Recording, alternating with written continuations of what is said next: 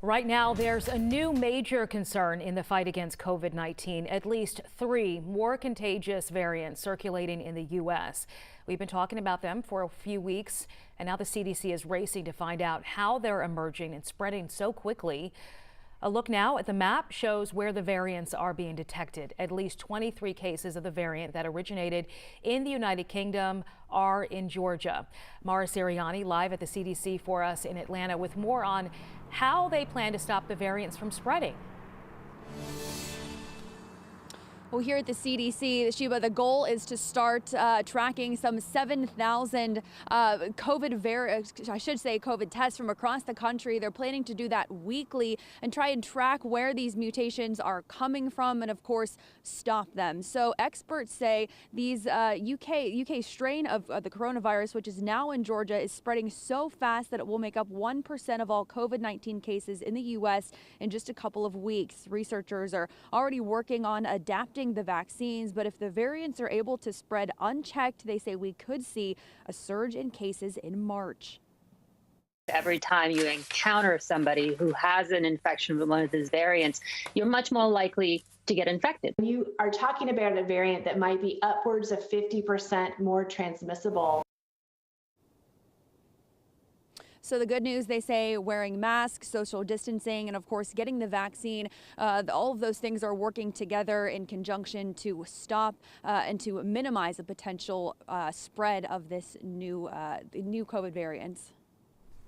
Mara, thank you. And the nation's top doctors hoping COVID-19 vaccinations will help stop the spread of the variants. This morning, Governor Brian Kemp and the state's top doctor, Kathleen Toomey, will offer an update on vaccine distribution at Cobb County's Jim Miller Park. That's another vaccination site in the state.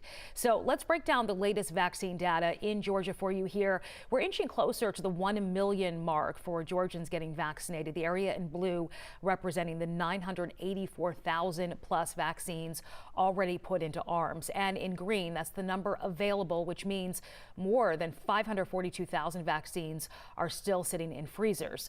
The governor's update on vaccines will happen at 9 a.m. and we'll stream it live for you on 11alive.com and on our YouTube channel.